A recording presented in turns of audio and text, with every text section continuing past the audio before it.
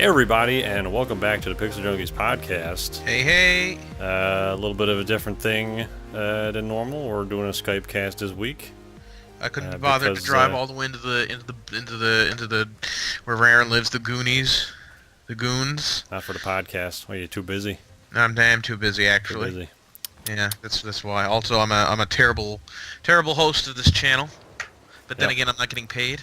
So, there we go. Damn right. So, yep. Here we are. Yeah. So anyway, I'm playing Assassin's Creed 4 because I don't know. I've been in the mood for a pirate game after that E3, so I decided to start playing this. I can't see it because apparently Uplay won't allow the game to be broadcasted via Skype. Apparently, there's no windowed options or any borderless options, nothing like that, and it's all gonna Aaron, be done. Look out for that pirate ship, probably. Oh man, well I am running towards my ship. Aaron, look out! There's guards chasing you, probably. I don't know. I can't see.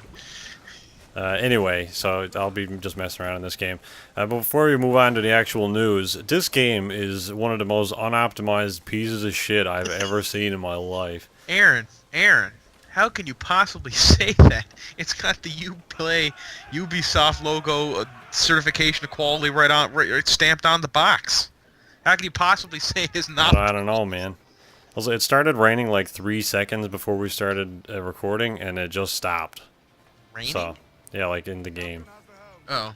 Yeah. Oh, okay. I was gonna say because I'm looking outside, it's bone dry. Bone dry. Oh, what? All right. Apparently, you can't just sail your boat out of that area. But anyway, yeah. By default, even on like mid to I guess sort of high settings, not even on max settings. This game runs like absolute dog shit by itself. So there's a couple of things online for like performance tweaks and stuff, but this has got to be one of the weirdest optimization tricks that I've ever heard of, and it doesn't have anything to do with like an external program. It doesn't have anything to do with changing anything in the game. It's all you have to do is when you're running the game, you lock your PC, unlock it, and then just go back to the game. Wait, what? Yep. So how? I don't know. Why does that work? I don't know. Like I read it and I was like, that's got to be bullshit. There's no way that something like that would work that's like at all. saying, all right, in order to start this car, what you got to do is you got to flash the high beams for 2 seconds, then unflash them, and then turn on the right indicator, then turn the ignition key, and it works. Yep. That's the only way you can get this car to run. Yep. How? Those things aren't related. I don't know. It by default, like on my machine. Oh, okay. It's telling me there's a new version of a Malto. That's not an optimal time to be doing that. A Malto. I actually have this game. I might pick it up again. I never actually played it because by the time Assassin's Creed 4 came around, I played Assassin's Creed 1, Assassin's Creed 2, Assassin's Creed 2, Assassin's Creed 2, 3, Assassin's Creed 3, which was a fucking drag that game was. I mean, Jesus. So by the time I got to 4, I was just so done with the Assassin's Creed open world model. I'm like, no, toss my hands from this, and I haven't picked up a version since. So I missed Syndicate, I missed Assassin's Creed Unity, or whatever that one in Paris was, Assassin's Creed Unoptimized. I missed the other pirate one that came out, Assassin's Creed Scoundrel, or whatever it was called.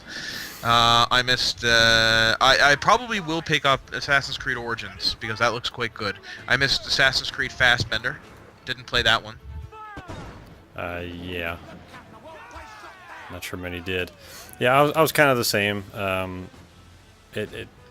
was really kind of interested in this, and I played a lot of it, but like you, I was a bit burnt out on the whole formula, and I was also kind of interested in it for different reasons than I am now. I kind of just want a pirate game this time rather than an Assassin's game, which is good because this is basically just a pirate's game rather than an Assassin's game.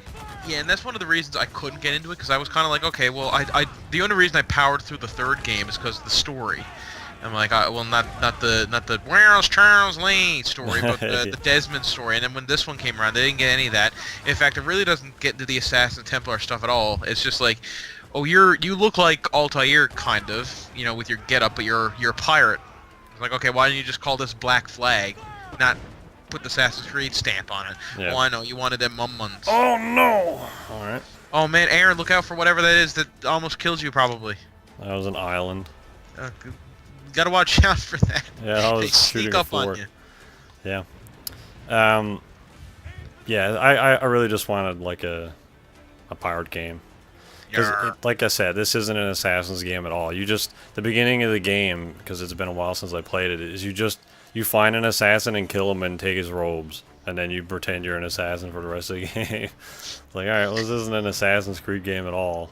They definitely were making a pirate game, and at the last minute, like, the actual Assassin's Creed team were like, shit, that Paris thing isn't working out. We need more time with that. You there, what game are you making? Black Flag!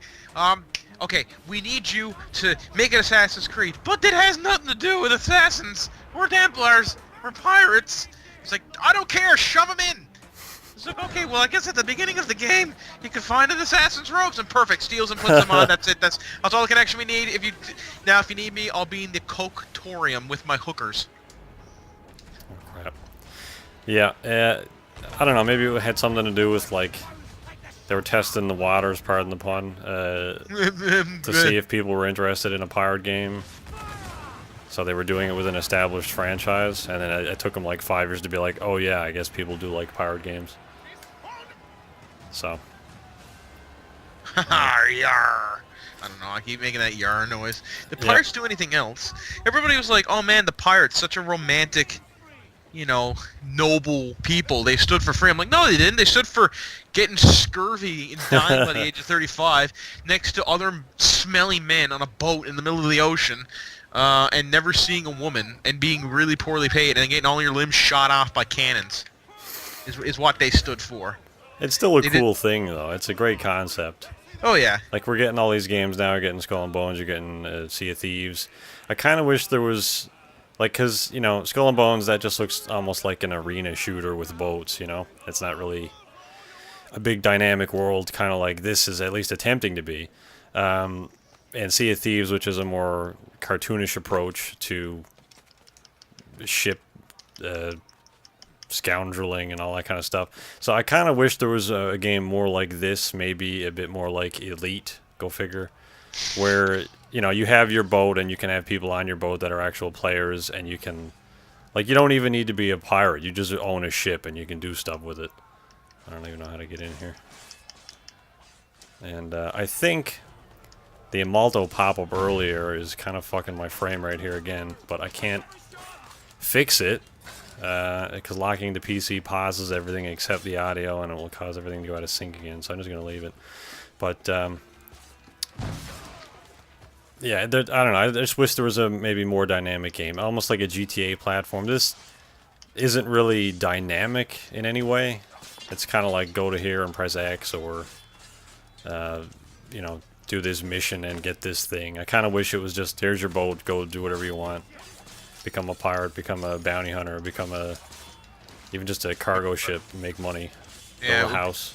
It'd be cool if you could be like, you could join like the British Navy and fuck other pirates. Yeah, and get money to start your own life, be able to you could walk around in all these port towns and stuff. And I mean, even if you want, don't even be involved with boats, just become like an assassin or some sort of thief or something, and just live on land. I don't know. It'd be cool. It'd be a great it would be. Game I like that. Nobody's done yet. I really would like that. Can I also take a minute out of our time here? I know we're pressed for it, except we're not really, because we never have anything to talk about. Nope. To bitch about Skype for a second. Go for it. Oh my god. So I went to log on to Skype. Not a program I use very often because it's honestly feces. I normally use Discord for all my chatting purposes, or I use the built-in chatting apps on PlayStation. Yeah, Discord is great. I wish there was... I have to look into it a bit more, but we have to use Skype because at least I have a program that records it fairly well, and I haven't found anything that records Discord conversations quite as nice, but I mean, I'm sure there's a program, so I'll have to look for one. Yeah, so anyway, I went to log in, and they were like, okay, well, You need to enter your password because you logged out. Because if you don't log out of Skype, then you can't ever close it on your dashboard. It's just always open, so you gotta log out. Alright, okay. So I logged out, and then they were like, okay, well, tried to log back in. I was like, sorry, that's not the right password. I'm like, but it is though. That's my password. And they're like, sorry, man, don't know what to say. Oh, okay. Well, all right. I'll reset the password then. Yeah, okay. Reset the password. And then I reset the password, and I was like, okay, now I can sign. I was like, first you got to put in the new password again. Okay, so I put in the new password. It's like, okay, now you're in. Update. What? It's like, yeah, you need to update now. Oh, all right. So I spend the next like 5 minutes updating Skype. And it's like, okay, perfect. Now, please sign in to Skype. I'm like, we already did this. So then I signed in to Skype. And I was like, okay, that's perfect. Can I call Aaron? They're like, yeah, sure, call Aaron. So I called Aaron, and I was like, sorry, I couldn't get through to Aaron. I'm like, but he's online. It's like, yeah, damnedest thing, can't make the call. All right, try him again. Man, we can't even connect. That's weird. I'm like, okay, well, try one more time. Call Aaron. Oh, call Aaron. Oh, we thought you just wanted to not call him. You know, to connect and then like not actually connect. That's what we thought. You got to speak up, man. You're really not speaking clear. All right, okay. So did you connect? Yeah, we connected. Perfect. Oh, we disconnected. Okay, all right. Connect again. Okay, now we're working. Great. It's like, would you like to update Skype and would you like to rate this app? Oh, I'll get to that. So then I went to log into Xbox because I was trying to see if maybe I could see if I could use Skype on the Xbox to see the footage from Aaron's thing, and it wasn't working. They're like, okay, you need to sign into your Xbox account. I'm like, all right, that's weird. So I go to sign in. I was like, sorry, that's not the right password. But it is though, and they're like, yeah, no, it isn't. Okay, so I try a couple of different passwords, thinking like maybe it's the wrong password. I'm like, hang on a minute. So I tried the new Skype password I put in. They're like, oh yeah, that's the password. So it changed. Not only did it change my password for Skype, it changed it for everything from Microsoft. So thank you very much. Yeah, I don't know if it's Skype or if it's something else, but sometimes there's a program that I use fairly often that it tells me to change my password like every fucking 6 weeks. It's like, just how about no? Like, if somebody wants to steal my crap, then that's up to them. And that's on me. That's up to them. Yeah. I don't know. Awesome. It seems like Skype hates you because I use it all the time and I don't have any of these problems. Maybe it just does. I don't know. Yeah. Maybe it does just hate me. So like in the game Shadowrun, you can get, when you're making your character at the beginning, you can get things called, I believe they're called quirks, which are little things that minor stat boosts or hindrances. So it'll be things like, it won't be anything major like, you know, skills with assault rifles or the ability to use magic spells, but it'll be stuff like, you're really good with computers. You're just like naturally, you gain an extra die when attempting to use a computer, or you're ambidextrous. You can use both hands just as well. You can use your left hand just as well as your right hand, or you got a really good memory. That sort of thing. Just little things to enhance the gameplay and enhance your character. One of them is Gremlins, which is technology seems to always fail for you. Anytime you roll for technology, basically roll with disadvantage. And I'm like, and I feel like I got that in my own personal, like, real life character creation. Yeah, you get crit fails every time you do something. Yeah. Or whatever it's called in Shadowrun. It is still crit fail. Oh, okay. There's failures and there's crit fails. Failures is when you roll, is when you do not succeed on a thing, and a critical failure is when you get mostly ones. And a failure just means you don't succeed in a thing. A critical failure means your gun explodes and blows your hand off. Sweet. They're really fun. Well, alright. Because you're rolling a bunch of sixes, so you're not just rolling one die. So the chances of getting all ones are much lesser. But if you get, like, I think it's like if you get two-thirds ones in, like, if you're rolling 10 die and 7 of them are ones, then your gun's gonna explode in your hand, which has happened before and it's really funny. Yeah. It seems more complicated than Shadowrun, and sometimes you've explained it to me before. Yeah, Shadowrun is really complicated. Then, yeah. Yeah. It's kind of a problem. Isn't that it was the game I started out with, the first role-playing game I ever played, and I DM'd it. It was my first ever role-playing game ever, and it was my first ever game DMing, and it was Shadowrun, and Shadowrun is not conducive to new-time players. It's very hard. Yeah, it seems like. I would be able to play it now because I'm better at it now, but and I'm better at RPGs and know what to do. But yeah, no, back then that was the wrong game to start with. Yeah. I mean, I'm not super patient when it comes to learning new games, especially like board games and tabletop games. But D&D was hard enough to pick up and really get into the whole figuring out a different technical stuff. I don't know how people remember all the rules and shit, like Matt Mercer on Critical Role. I don't know how he remembers to do all that stuff. Well, I mean, he gets reminded constantly. Yeah, but even still, it's like it's not just him remembering the different plot points and the voices of all the characters and all of the lore for the things that he may or may not have even thought of before starting the game, but it's also like, I'm gonna do this move, and it's like, well, actually your move does this. It's like, how do you know what somebody else's move does? It's like so much information to remember. It's ridiculous. Yeah. Yeah. I don't know. I really it's. I mean, like, with me, it's for the most part it's harder for Matt because he's got a huge audience that tells him immediately if he's fucked up a rule. But the way I look at it is, let's say I fuck up a rule or something. Like there's I'm playing and I mess up the rule for spell. Big deal. And then I realize later I'm like, oh, I need to change that rule. Or I read that rule wrong. I'm like, okay, well, I can just easily go to my players. Like, I'm really sorry, I misread the rule.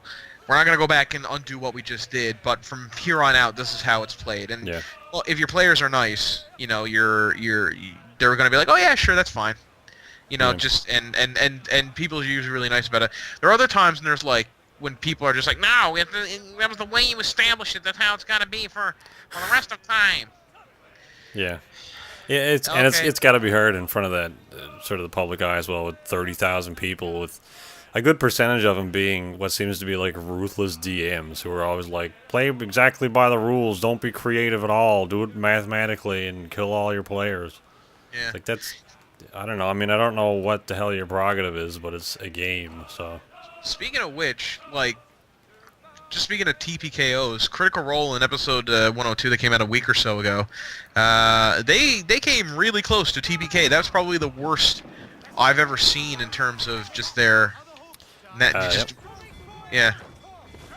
Oh shit. I mean, the goddamn, one character was disintegrated, another character was power word killed, which really, if they hadn't healed her in that same round, the next round she would have come back as a zombie, and that would have been it. Another character was banished to another dimension. Half the characters began the fight paralyzed. They all took something like 67, 80 points of damage. One character died, but then got revived with 10 hit points thanks to their legendary armor, and that was the healer, no less. So yeah. How the fuck is this guy invincible? Yeah, that was Matt's totally not a killer DM, and because he's just playing a game with his friends. Yeah. He seemed like he felt really bad for a lot of the stuff that was going on there. Yeah, but at the same time, they really spoiler for Critical Role, they were going in to fight one of D&D's most well-known and powerful enemies in the lore, because the enemy that they're fighting is a well-known D&D villain, and they kind of just we'll go in and wing it. It's fine, and they got their asses literally the first turn of the first round of combat. Immediately things went really wrong, and it just degraded from there as more and more characters just kept getting killed. And they were like, all right, by the second round, they're like, all right, we're leaving, goodbye. They kicked the door and got their teeth punched down their throat, and they're like, okay, we'll come back later. Yeah, a lot of the comments were like, this is the most intense 18 seconds ever, or whatever it was. Yeah. Because it's D&D rounds only last 6 seconds. Yeah. Anyway, we should probably get onto the topic list for yeah, probably. I don't know how long we're into this recording. Yeah. So, I don't know, you like Destiny, Adam. I do actually like Destiny. I'm the only one. Mm-hmm. Well, that guy at Bungie's making it for you. Yeah, So, I don't know. You like Destiny, Adam. I do actually like Destiny. I'm the only one. Mm-hmm. Well, that guy at Bungie's making it for you. So, I don't know. You like Destiny, Adam. I do. Oh man, he's my favorite. I love him. Apparently the beta is coming out soon.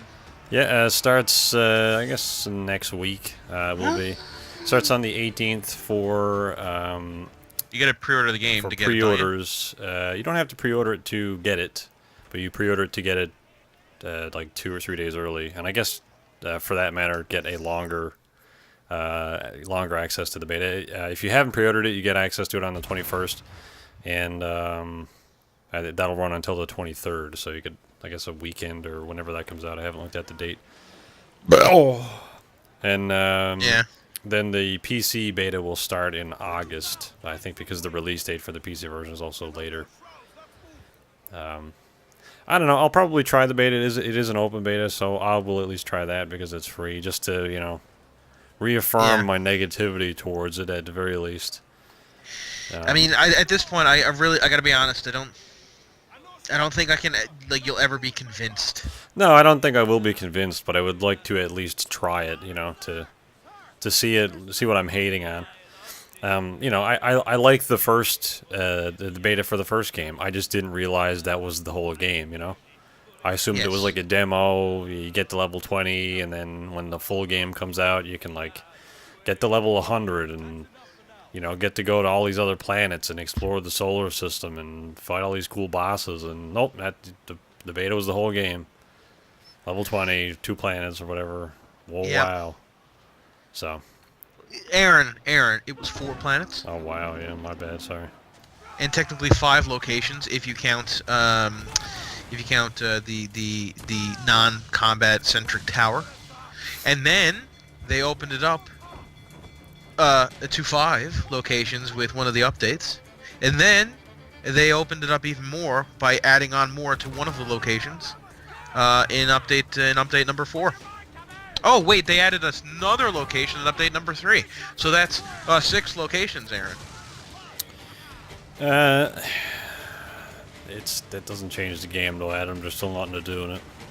Aaron. Like fighting Aaron, the same 2 bosses or same 2 races. I think you're being incredibly unreasonable here.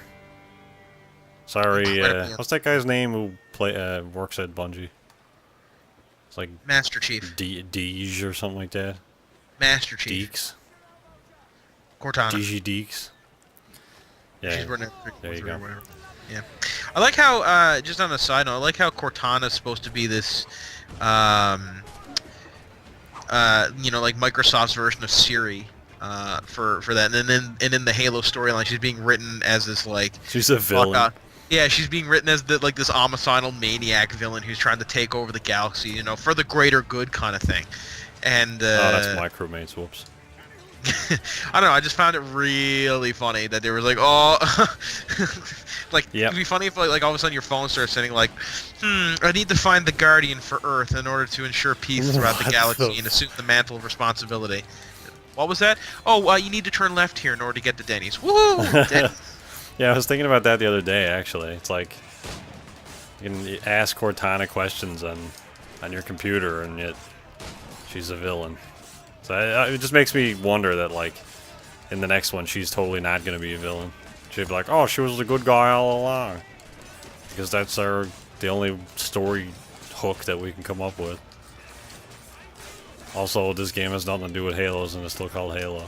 Yeah, no, they really had... I mean, the 4th game had one Halo in it, kind of. You saw it in the background. In the 5th game, no, there was no Halos at all. To be fair, there was no Halos in Halo ODST or Halo Reach, either. Yeah, it's kind of like why they should have called it something else. Yeah, I don't know. Well, what could they have called it? I don't know. Call it well, is there a specific name on the Navy that the Chief is a part of?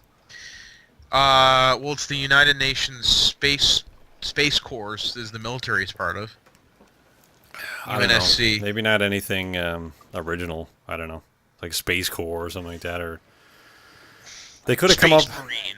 Well, I mean, they even could have just called it Spartans, because that at the time that whenever it came out, like 2001 or something like that, I had no idea what the Spartans were to begin with, like the original Spartans. Yeah. In history. Oh, you mean the three, the yeah, Roman. like the actual Roman story. Like I didn't know about that at the time. I guess because I was a kid, but they could even just called it Spartans or Spartan or something like that. Maybe I don't know. Maybe they had a different outline for the second trilogy. If Bungie had ever planned to work on that, which maybe they did, maybe they didn't. Who knows? Who knows? I think the original plan for Bungie was to just do 3 games. Halo 1, 2... Well, the plan was originally to do 1 game. And then it did really well, so they're like, okay, we'll make 2 more. And then after that, they're like, well, we'll do a couple of spin-off games, but that's the end of the Chiefs story. They specifically said that's the Chiefs not getting any more story with this. And everyone was like, okay, that's fine. And then Microsoft was like, hang on, you're not going to make any more Halo? Oh, no, we can't have that. That's one of our best sellers. Hey, get out of here. But I mean, to be fair, I absolutely agree. Microsoft did a good, that was a good decision on Microsoft's part in terms of business because There's a demand for it. Yeah. Yeah.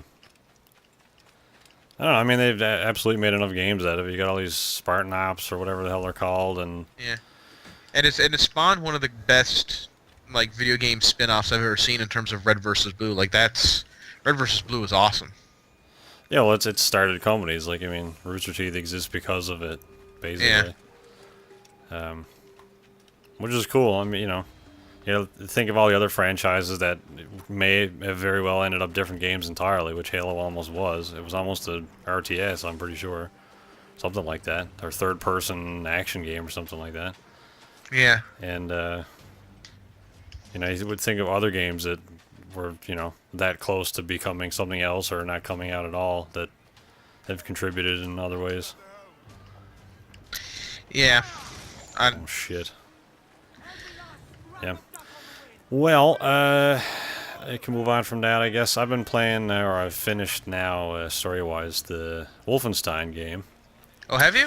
Yeah. Wolfenstein: The New Order, right? Not Not any of the old original ones or the Turbo DOS one or whatever it was. Well, the DOS ones aren't part of the same. From what I can understand, the DOS games are not part of the same canon. Oh, okay. The DOS games are their own canon, and then the new games start off with just Wolfenstein, and then Wolfenstein, Return to Castle Wolfenstein, which came out in 2009, and then Wolfenstein: The New Order is the latest one. And then, the next latest one will be the new Colossus. Yeah. Which honestly looks really good. Yeah, it looks pretty cool, yeah. I had fun with the game. I hadn't previously really played any of the Wolfenstein stuff. I played I think it was Wolfenstein 3D, old Windows/DOS game. They actually included a level of it in A New Order, which I thought was pretty cool. So I played a bit of that one. I didn't really know anything about the story apart from it being sort of like an alternate history Nazi thing. So that was pretty much all I knew about it going into A New Order, and I thoroughly enjoyed A New Order. I do have problems with it. It's definitely not a perfect game, but in terms of a shooter, I think it's technically pretty solid. It's a fun shooter. Kind of a lot of cool different mechanics that don't really make it super unique, but it gave it, I think, a different enough flavor to stand on its own. Yeah. I think the biggest sort of problems that it has is maybe narrative pacing or even tone, tonal shift. I didn't really understand why a lot of it happened. I will say I played it through the first time, and I kind of blitzed through it in a day. And I really enjoyed it. And I played it through recently. I actually played it through right before you played. And I played it through fairly quickly then, and it's still a good game. I did notice some problems with the game that nobody else has really addressed. What are your issues with it then?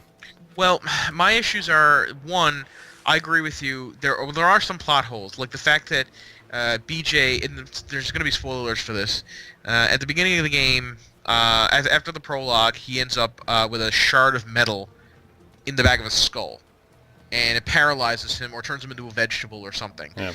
And he's gradually healed back to life, and just as the Nazis are attacking the asylum that he's being cared for at, he suddenly regains his ability over his body. I mean, that's fine. That's just that's just a bit of narrative, kind of whatever.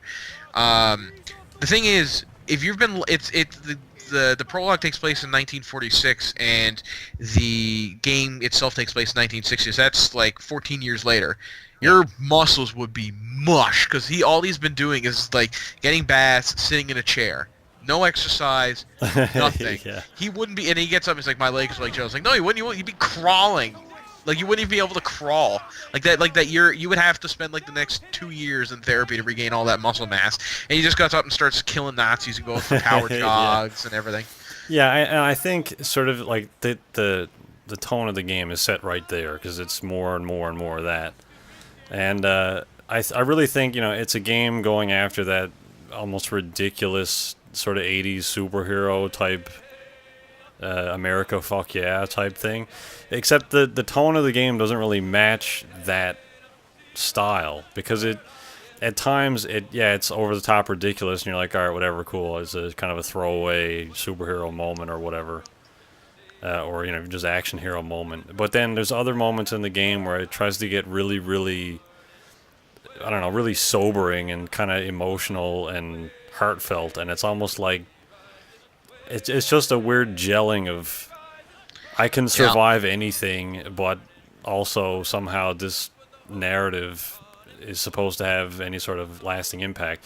Because like like you said, there's a number of things there. Like the piece of metal in the back of the head apparently incapacitates this guy for 15 or 16 years or whatever it is.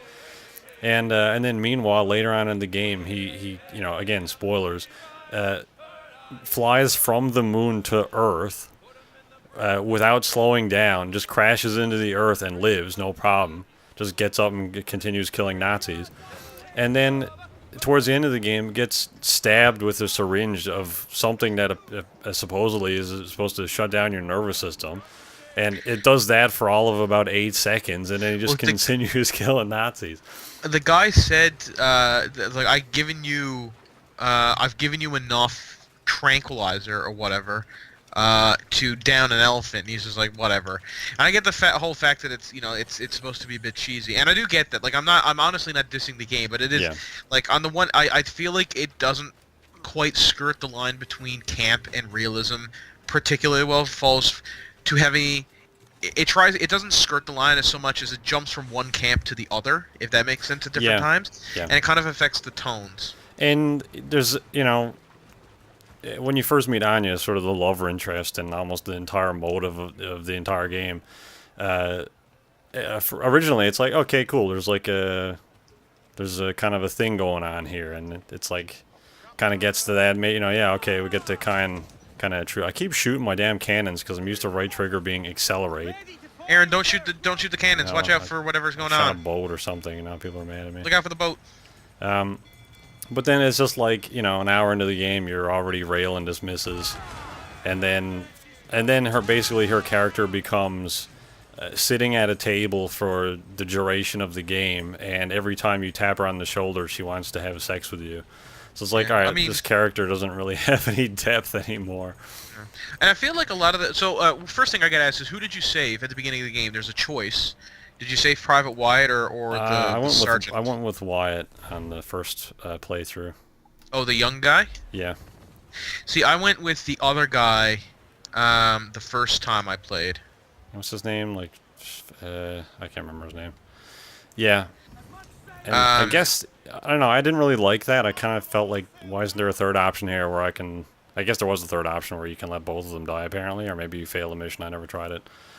But, I don't know, I just feel like there should have been an alternate option. Because, the guy is able to do everything else. Why can't he save both of them? I don't know. I get, that part itself doesn't affect me as much.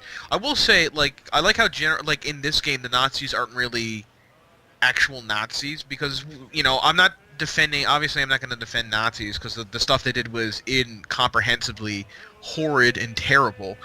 But even Nazis, you can't really talk about Nazis in real life situations as being wholly evil. Like the SS, yes, the SS was mostly, almost entirely all evil.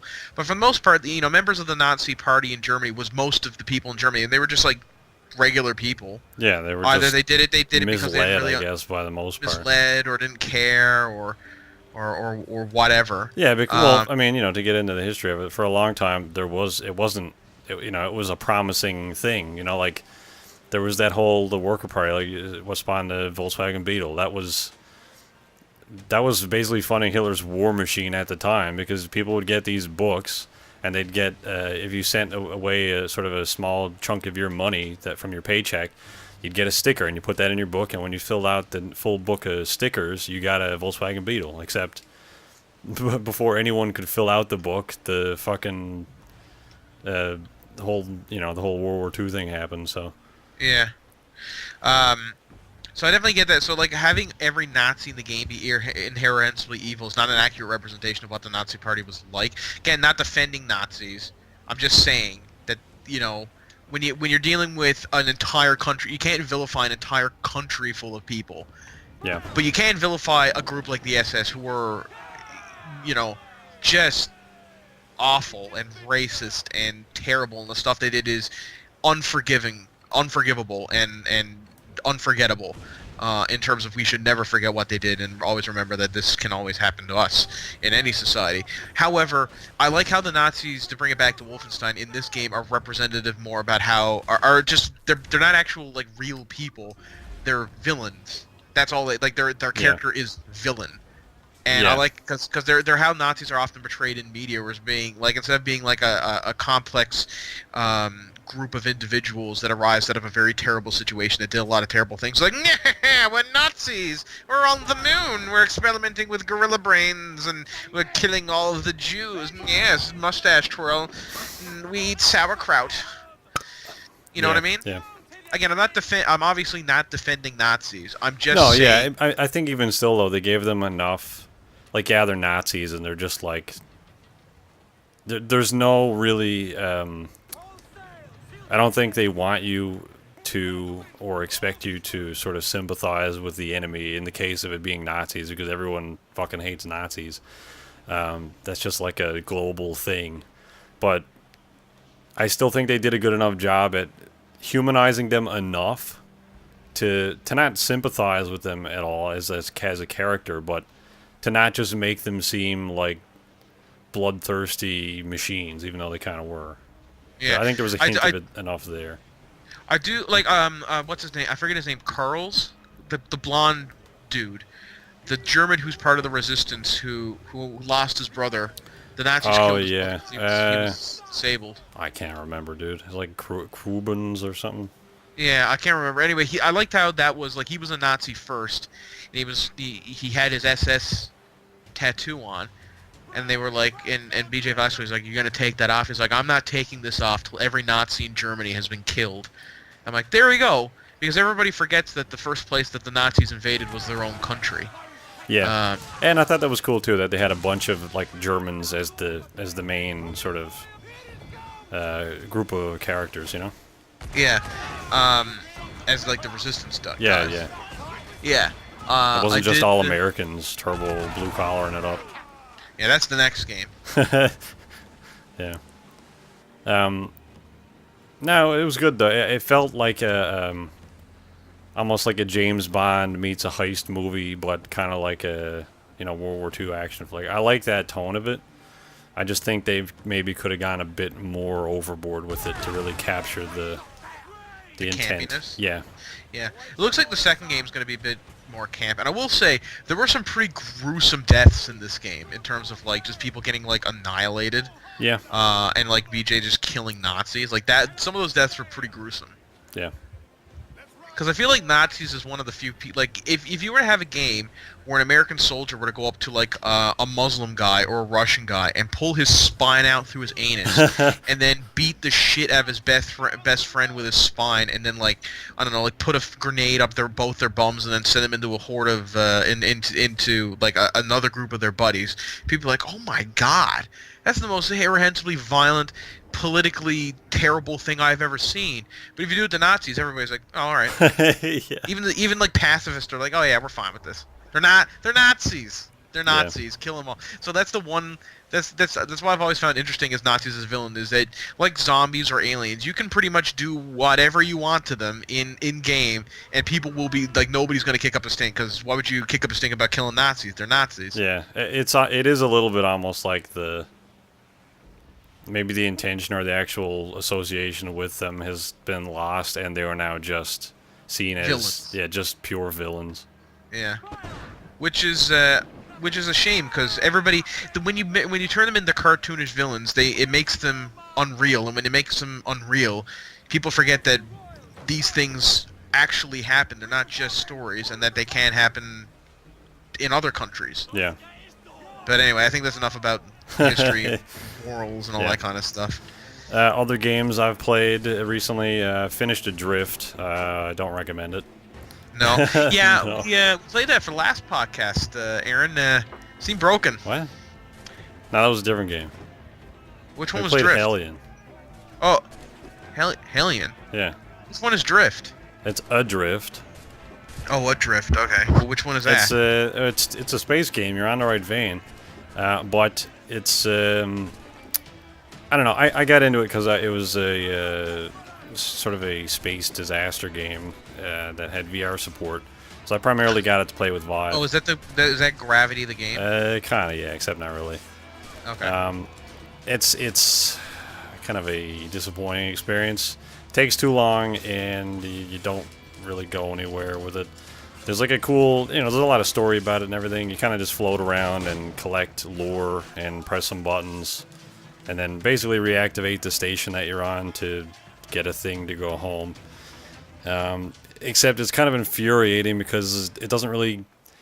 It gives you a waypoint, except the waypoint is kind of just like a forward arrow, and you're in three dimensions where you can spin upside down and go anywhere because it's space. So the waypoint system is effectively broken because, like, I don't know where I'm supposed to go. Is it above me? Is it below me? Am I going the right, even 180 degrees direction? Is that because, there's a lot of different directions to go there. Yeah. And, you have to constantly collect oxygen, and, you can upgrade your suit and stuff, but it's just more of an infuriating experience with no real payoff.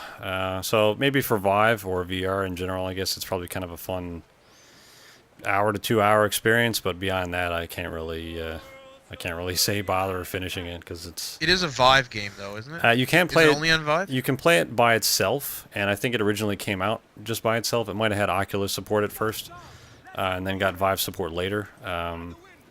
And it's fun. It definitely works with the Vive. I would say play with the controller rather than the motion controls because the motion controls don't work like they should. They kind of just serve as two halves of an Xbox controller rather than your hands, which would be nice. But it don't really work that great. Not a super rewarding experience. So No. yeah. That's really bad. That's really too bad.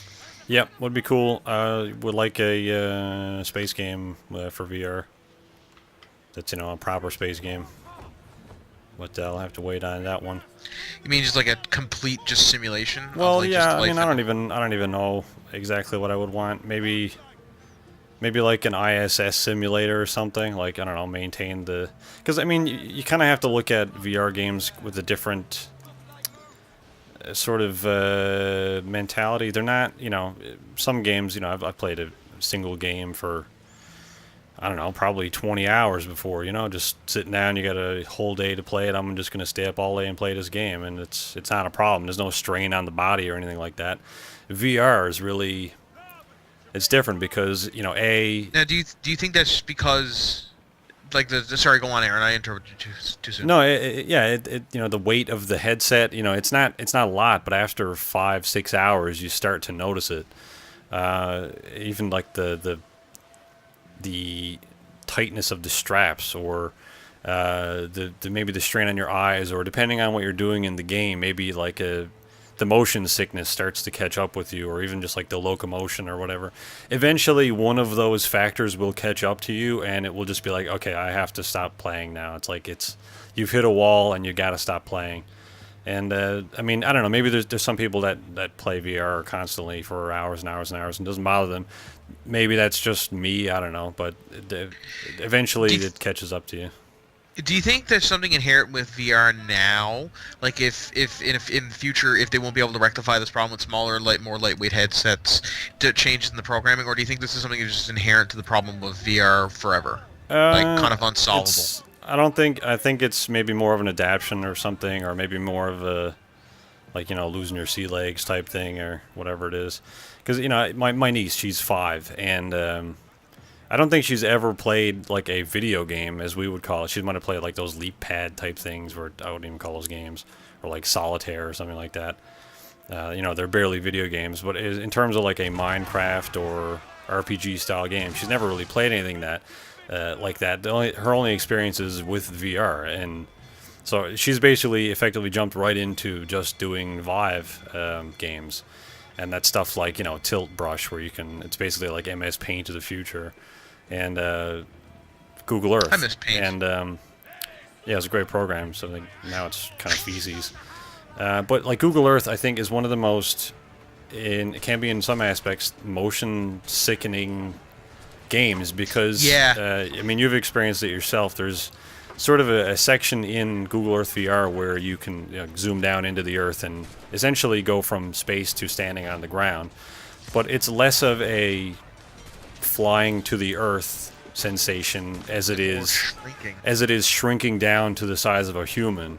And it does make you want to kind of sit down. It after doing it a dozen times, it really starts to make you sick. And they have like there are tools in the program it sort of pulls in your view to like a vignette, just so you can see the edges of the screen, and somehow that prevents that feeling from happening. And that's on by default. I turned it off because it kind of pulls you out of the immersion, I guess.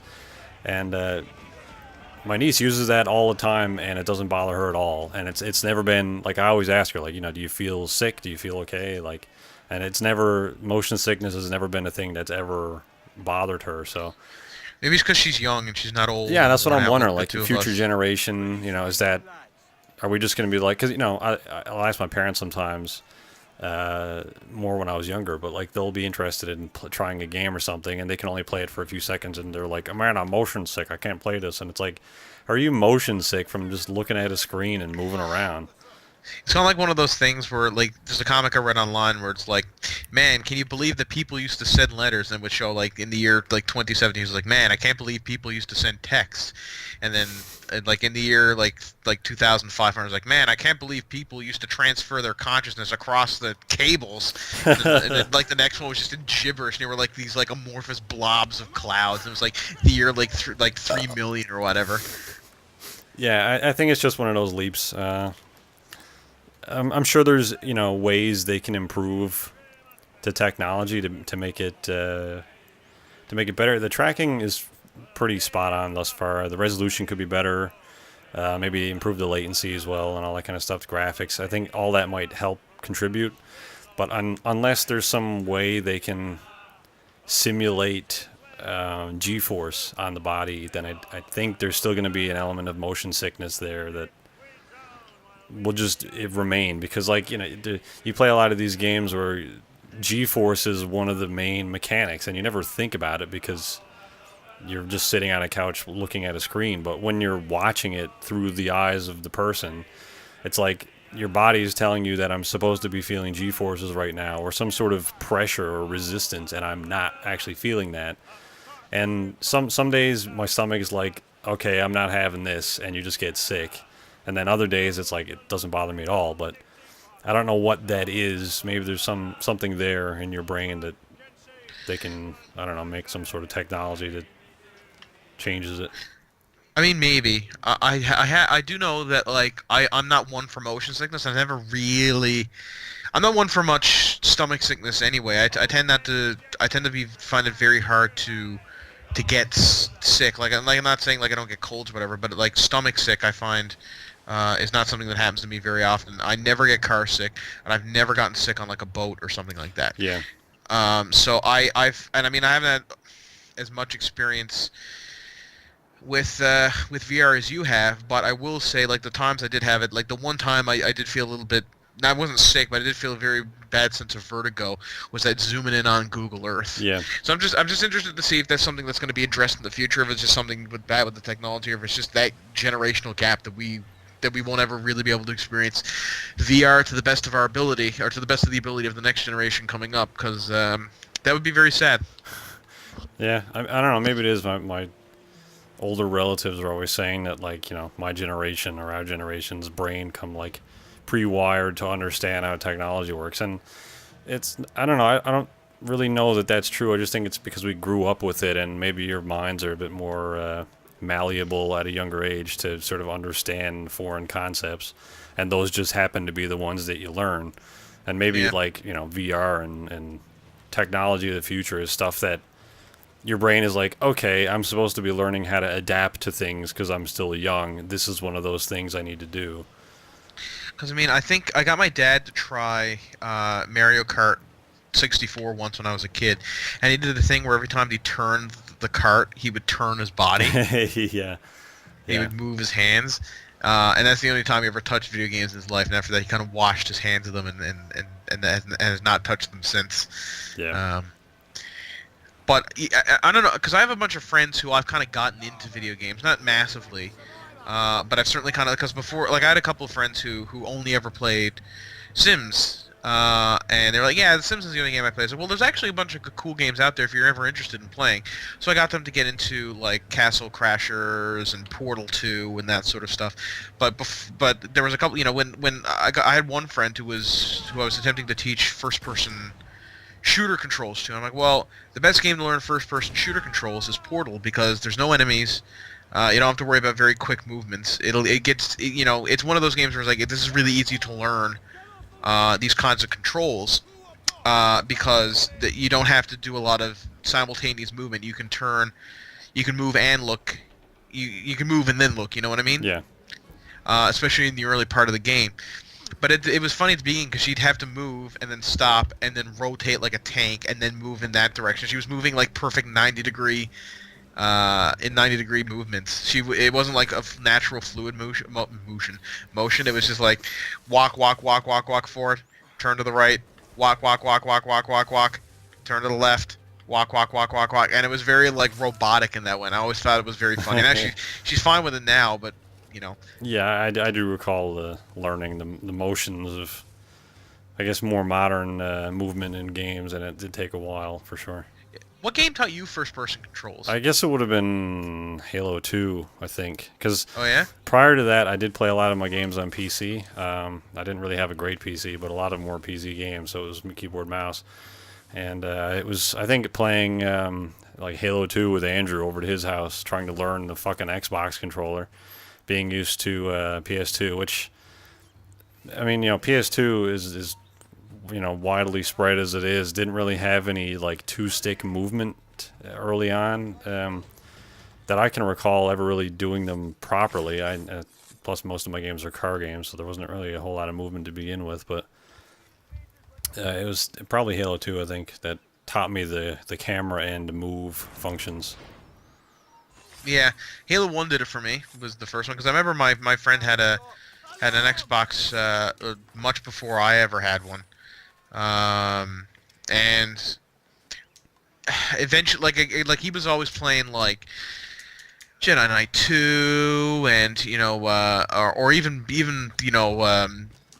some of the James Bond games I found very hard. I just always found it hard to like move and look around at the same time. I think it was Nightfire was the one for Xbox. Yeah. And anyway, I found those very hard. Then I got it myself an Xbox. And I got Halo 1, because I had a PlayStation before that, and I was into like JRPGs and things like that. Things like the Final Fantasy series and what have you. So it was those were the games that I played, so I wasn't really used to a lot of simultaneous movement. And then I got Halo because it was really fun, and I really enjoyed playing it. I just got good. Yeah. As the saying goes. And I so didn't. that's probably good time. No. Not really. I mean, Andrew was always way ahead of me anyway in terms of the Halo and stuff. But I don't know. I guess you try to learn things that you're really interested in. I mean, I enjoyed Halo. I kind of, it kind of, I guess maybe it's like a global thing with me. I kind of just enjoy the stories in a lot of those games and stuff. The gameplay, at least back then, was kind of, I don't know, ancillary to the story. So it wasn't really for the challenge or for getting good at it or whatever, but it was maybe just for the experience of the whole thing, as a thing, as an entity or whatever. So I never really bothered with like super hard difficulties or anything like that, or competitive stuff, because I don't know. There's just something about the competition that just, I don't know. I don't like playing, online with people very often because I just can't be bothered. Because it just infuriates me. I will say, I did beat Halo 1 on the original Xbox, and I don't even know where my original Xbox is anymore. Probably down in the basement somewhere. I did beat it on Legendary. The library just about broke me, but I beat it. I never play. I'm never. And I was like, that was like my one time beating a game on like the Legendary difficulty, and after that, I washed my hands of that whole thing. Like that just about killed me in terms of giving me like a premature death via heart attack. And I'm 12. Or however old I was. I'm like, I'm never doing that again. Everybody's like, oh my god, I just beat Halo 2 on Legendary, with only the pistol for the third time. I'm like, yeah, fuck that. I'm here to enjoy the game, not tear my hair out. Yeah, and I'm pretty sure me and Andrew played through the first Halo game on Legendary about, I don't know, 6 times at this point, and all the different versions there were of it. And I mean, the only reason we did that, I think, was just, because it was a co-op experience and you're just having fun with your buddies. I would never do that by myself. I'm not a glutton for punishment, so I wouldn't. There's a couple of games maybe I'd play on hard, but it's maybe just because you love the game so much, then you want to do something else in it other than what you've already been doing. I think that's the only reason I would do that, and that's not every game for me. So no, like Dark Souls is different for me because Dark Souls is designed to be like Halo is a game designed to be played on normal or heroic, and with Legendary they just say this is for the people who just want a really really big challenge and all that kind of stuff. So we'll just punch up the enemies' armor and health and punch up their damage and lower your defenses. But Dark Souls is a game designed to be punishing, but at the same time very rewarding. It's not not just like all the enemies are really tough. They are. But they're only tough if you're butting your heads against them. If you're smart and you're tactical and you're very methodic in terms of your of how you're playing the game. Like if you're not just running and gunning, but if you're very smart about each engagement and you're careful about your placement, then you usually get out of most engagements pretty fine. And the rewards and the punishment for death is not all that severe. Which is in a game like Dark Souls where you're going to be dying a lot. That's that's a really good thing. At the same time, I mean, New Game Plus with Dark Souls and like the ultra hard difficulty, like fuck that. Like that's like Jesus no. Yeah, I don't know. I know people are all about that. I don't think I'd be able to get into it. Although I do have Dark Souls 2 now, so maybe I'll try it. Just because it was part of the Humble Monthly thing. Oh yeah. Yeah, I might give it a shot, but I don't know. It's not my cup of tea. I don't think. Not from everything I've seen of it and that whole franchise. Well, we were planning on. I don't know. We talked about it a couple times of doing it as a possible series. Yeah, we could do. I mean, I don't know what one you plan on doing. Was it the second one or was it a different one? It was either going to be the third one or Bloodborne, one of the more recent ones. Because the second game isn't all that great. It's probably the weakest of them. Oh, okay. Probably why it was part of the Humble Monthly thing then. Yeah, just one for cheap. Well, when you die in Dark Souls 2, unlike in any of the other games, you lose a little bit off your maximum health each time. And I'm like, no. Like, in a game designed to kill you, don't make death something don't make death that punishing, you know what I mean? Yeah. Like, you're already losing all of your experience points and all of your, for the most part, you're losing all your experience points and all of your, and all of your weapons, or not your weapons, all of your money and that sort of thing. But you don't make me lose all of my, all of my health as well, because it gets to a point where you just can't keep going. It's impossible. Yeah. Yeah, I don't. I like those games if they're going to be fantastic or whatever for their, again, their lore and their the world and getting used to like being a part of that, and then in many cases just becoming a godlike figure and then stopping playing it because you've done everything. Yeah. That's that's yeah. me. I mean, there was that one dude who beat Dark Souls 3 with the Dance Dance Revolution pads. Like, fuck that. Yeah, I don't think I would ever. I would never even consider that even like a viable thing. So. I mean, there's like Amazed people who is even beat compatible. like was it I forget what it was. It was something like some dude beat Halo 2 with a combination of like a driving wheel and what was it? A driving wheel and I think it was the Guitar Hero guitar or like or something like that. And he was doing the Guitar Hero car with one hand and the driving wheel with the other, and he managed to beat Halo 2. I mean, he was playing it on easy because, fuck, beating that game on Legendary is hard enough. Yeah. But I mean, still, like, oh my god. Yeah. No, that's ridiculous. So as we get here, we're pretty well at the end of time, and we do have some other topics, but you probably saved some really of these. happened this week. Yeah, again, another slow week. Shadow. We're in that summer drought. Yeah, right in that slump of the summer sale stuff. Did you buy anything on the summer sale? No. No? No, I didn't. I bought a couple games. I bought this game because it was on sale, and I hadn't owned it yet, apparently. And I also bought what's it? Not Horizon Zero Dawn. What's it? Hyperlight Drifter. And apparently it's co-op, so maybe we could do something with that. I don't know. Yeah, that'd be cool. I love Hyperlight Drifter in that game. We also got I got a few other games. Can't remember them all now. Some garbage ones we can do for specials. Awesome. But Shadow of War, War is apparently letting you transfer some of your Nemesis, I guess, bad guys and good guys over to, or from, I guess, Shadow of Mordor to Shadow of War. Just kind of interesting. Yeah. Kind of keep those. I don't even remember. Like, I've been playing that game to like pick up some of the achievements to try and get them all, even though a lot of them are an absolute pain in the ass and super tedious, and I'm not a huge fan of that. Going back and grinding out all those achievements to begin with, but whatever. I honestly couldn't tell you the names of any of those bad guys in that or the fucking good guys.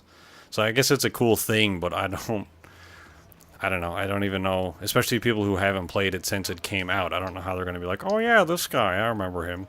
And then he dies immediately. Like any rival I had, I immediately was so pissed off that they killed me. I went out and immediately humiliated him and just beat the living shit out of him in front of all of his buddies. So I don't really have a rival. I definitely had some, like, I think I didn't have him, but when Sandy was playing through, he had an orc called like Funk or something like that. It was some really ridiculous name. So I can absolutely see like he's like, oh, the game's gonna transfer over Funk for us, and he's gonna be like the leader, like Funk the Mighty is gonna be the leader of our army. Like that would be awesome. But I can't really see it being too big of a thing. Cause they were like, oh, the Nemesis system lets you like forge your own story. I was like, well, I guess if the story was you get pissed off at the enemy because they killed you, and then you immediately stop what you're doing to go out and get revenge. I would almost like if they had like a Nemesis creator where you could make a villain or a rival. You could like pick his traits and like his appearance and all that kind of stuff. And I don't know, I feel like I'd have more of an attachment to a bad guy that I made than just some randomly generated one that appeared in my game 8 seconds ago. Because I keep killing the main bad guy. Yeah. I don't know. So that's cool, I guess. I mean, have we really talked about the SNES Classic? We kind of mentioned that it is a thing now, for certain. But we kind of talked about it a bit last week, I believe. I expressed my displeasure. I suppose I can go into it again, where it's just like the game. It's just they're doing the same thing. It's the same problems they had with the NES Classic. They're not making enough of it. All they're doing is just making scalpers money. Yeah. Because they're gonna, that's all they're doing is they're not making enough of it. It just makes scalpers easier to charge people an arm and a leg for the system. They're not allowing people to and I don't even know what I'm saying here. I'm so fucking angry over it. And they're taking sales away from the I keep fucking Christ from the Switch. God damn, I can't even differentiate. I'm so fucking pissed off. Yeah, well, see, I mean, there's a number of ways of looking at that. Currently, there are people selling, I think, their pre-orders on eBay for the SNES Classic, but apparently eBay has instated some sort of new policy where they don't allow pre-sales of things that aren't out yet from like I guess, official parties for at least a month before the thing is coming out. So because it doesn't come out until the 29th of September, you're not going to be able to pre-order it from non-first party things until August 29th. Really? Yeah. So they're trying to cut back on a lot of the scalpers because there were a lot of pre-orders. Because the thing is sold out, there were a lot of pre-orders from scalpers that were currently, or were at the time, 3 times the recommended retail price, which is $240 US, which is a lot in Canadian. Yep, certainly is. For, 30, 40-year-old hardware with 20 games on it. And, and you could say, yes, it's taking sales away from the Switch, because why don't they just have these games be on the Switch and stop making me have more hardware in my house that I have nowhere to put it? And, maybe they're trying to get that out now so that in a year they can release all those games again on the Switch. And be like, hey, these games are now available for digital whatever. Would you like to buy them? No. And, yeah, exactly. So, I don't know what it is. If people keep buying Nintendo crap over and over again, and they keep managing to make more and more money off it, enough to keep doing it over and over again. So, I guess it's just because they're... I mean, I guess it's because they're doing... They got, like... I don't know. I don't know. I guess it's just a nostalgia, really. It's the only thing I can think of. I mean, it's got to be that, right? Like, there's no reason that.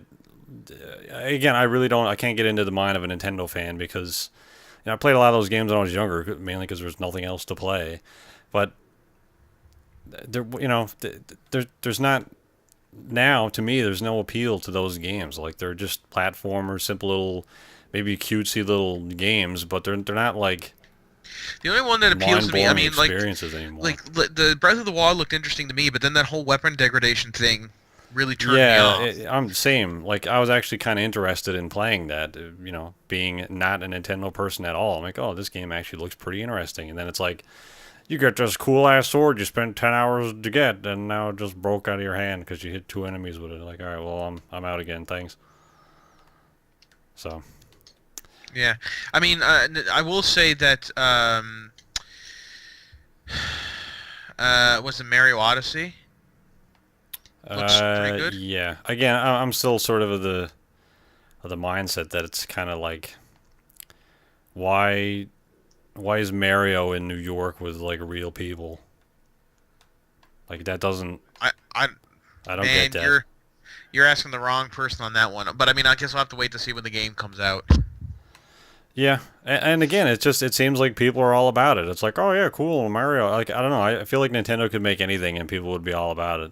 I don't know what the appeal is. It's just from, an outside party. I'm not trying to be biased against them or anything. It's just I really don't get the appeal to that stuff. So, I mean, I get the nostalgia. I mean, some of the games look all right, but for a lot of it, it's just I don't. You're right. I just don't get it. I don't get it. I just don't like why does Yoshi's Island 2 or whatever that game comes out? Why does that look good? I mean, I know a lot of people are like, oh no, man, it looks really good. Does it? Does it? Yeah. Look really good. Yeah, it's also sure. Like you played the trailer. I don't think we talked about that specifically, but it's also a pretty sleepy trailer. It's like some stock music they found of a guy falling asleep on a keyboard, and then some footage of Yoshi walking around. It's like, okay, this is supposed to be super entertaining, or I don't know. Can't get into it. I really don't get it. Yeah. No, I'm right there with you. Freaking people send off fireworks outside my house. Are they? Well, they missed Canada Day by about a week, so. Yeah. Oh, this is going to be bad. All right, never mind. We can probably clue up here then. Just wrap up a few other little thingies. Horizon Zero Dawn getting an update. It may have already gotten the update. It's adding an ultra hard mode, which makes the bots harder to kill, which we won't be switching to for our series. We'll be keeping that on the regular mode, thank you. And is also adding a new game plus. So previously, I guess I won't get into spoilers at all, but previously it was not possible to play the game after you finish the main story, and it's yeah, I guess I won't say anything because then it'd be spoilery. But now I guess there will be a way to at least take that profile over and start the game again with all of your upgrades. So that's interesting. I mean, that'll be nice. Yeah, it'll be cool to.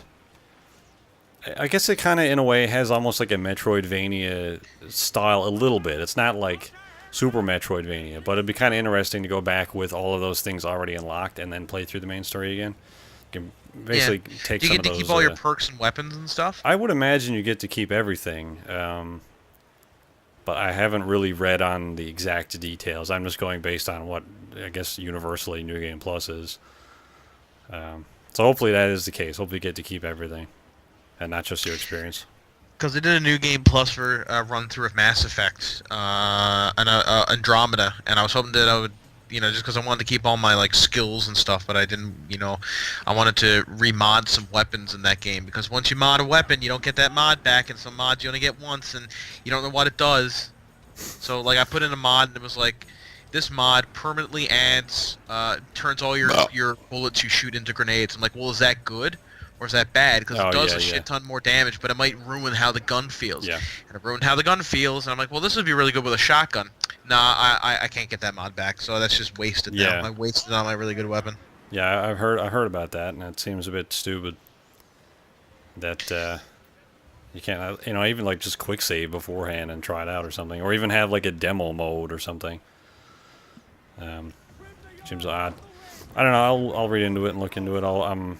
I actually realized the other day that I only have like 2 trophies to go back and get, and they're like super easy ones. I didn't even look at the trophy list originally.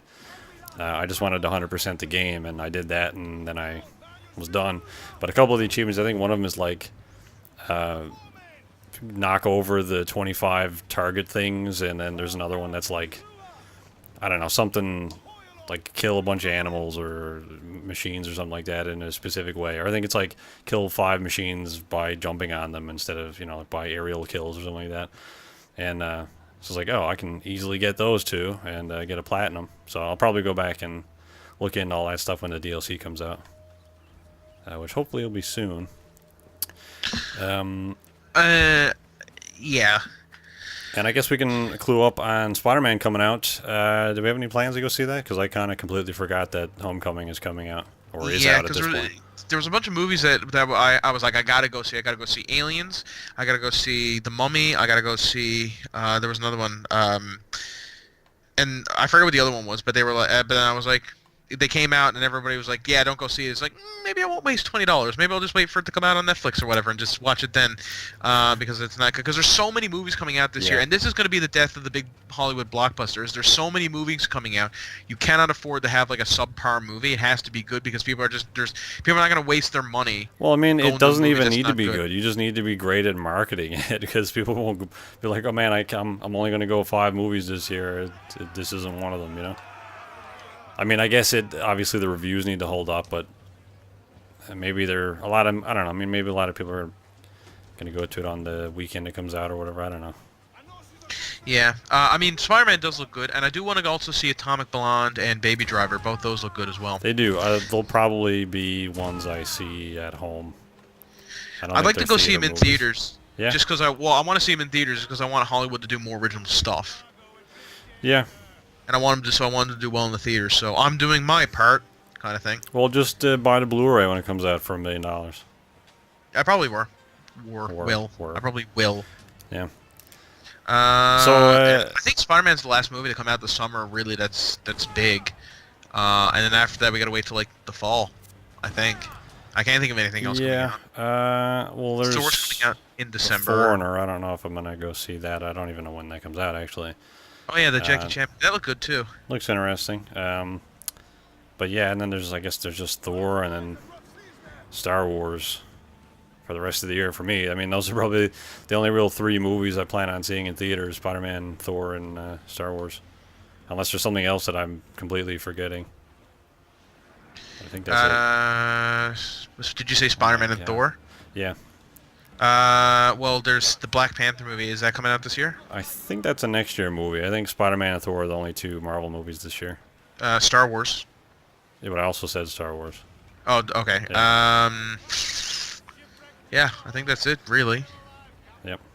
I'm having a hard time. I think there's that one about the 2 people. There's like 2 secret agents that work for an intergalactic government. I can't remember what it's called. It's based off a novel. It has kind of a just a weird name. I don't know. Anyway, that's coming out. I'll have to look it up. Oh, Fate of the Furious. Did that already come out? Fate of the Fury? Yes, that came out in April, I think. Oh yeah. Hang on, I'm looking it up. Oh yeah, Dunkirk is coming out. Right. War for the Planet of the Apes. The Justice League movie is coming out. Wow. Yeah, I know, right? What else is there? The Dark Tower, that's coming out. Yeah, I don't know. Based on that trailer, I don't know. Valerian and the City of... that's already out, isn't it? 1,000 Planets. Is it already out? Man, we're such a great movie podcast. July 20th. Well, to be fair, I didn't prepare I didn't know we were going to be talking about movies. I know we were going to be talking about Spider-Man. Blade Runner's coming out. Oh, yeah. Is that this year? Cars 3. Oh, man, I forgot about that. How could I forget about that? Yeah. What's this Oksha? I don't know what this is about. I don't know. No, there's a buy. Oh, it's a foreign film. Oh man, Lars von Trier or whatever. I'm sure Roy will jerk off to that. Jumanji's coming out. Nope. Oh man, we almost forgot about the best one, the Emoji Movie. Well, before we end on the most depressing thing, that Emoji Movie is an actual thing that people are working on. Did you see the Jumanji trailer? I didn't know. I haven't had a chance to look at it yet. Oh, okay. Well, they basically it's like Jumanji but a video game, and it's got Kevin Hart in it. So it's not a board game anymore. No, it's a video game. That kind of disrupts a lot of the surreal fantasy elements of that. Also, Kevin Hart's in it, and Jack Black is a woman. So. What? Yeah, it's like a real bullshit kind of hangover teen comedy kind of nonsense. Oh my god! Is it by was it Happy Madison? I don't know. Billy Madison. Oh What was the name? What's the name of his Adam Sandler's production company? I think it's Happy Madison. I think. Yeah. Can I not talk here? Oh, I guess not. Yeah, I don't know. Whatever. It looks like garbage, so fuck that. Yeah, I guess that'll clue it up though. I don't know if there's anything else we want to add on there. Nothing that's like a 10-minute conversation. No, I can't really think of anything else that's... Right. Well, when are we going to go see Spider-Man? Next week sometime. I'm pretty busy this weekend, but, maybe next week sometime. On Tuesday, Sandy also expressed... Yeah, we could go Tuesday. Sandy expressed interest in going to see it. All right, cool. We'll firm up those plans. All right. Yeah, so thank you very much for listening to this kind of drawn-out, nonsense talking... Just us shooting the shit podcast. No news at all. Yeah. I think when the biggest news is that there's an update coming to Shadow War that's going to allow you to transfer, or Shadow Mortar that lets you transfer over certain orc enemies that you don't remember into Shadow War. I mean, you're in for a slow fucking podcast. Yep. Yeah. Well, hopefully something else happens next week. You should have a thing pop up where it's just like if you get to this point in the podcast, like a little achievement, like bloop bloop, pops up. It's like you survived to the end of this. Get 50 at Microsoft points or whatever. YouTube achievements. Yeah, that'd be awesome. That'd be interesting. Well, I mean, there are YouTube achievements on Xbox One. Oh yeah, I forgot about that. And then everyone forgot about those immediately because it's stupid. Yeah. Anyway. All right. Well, we'll see y'all next week then. All right. Thanks for watching. Yeah. Bye-bye. Bye.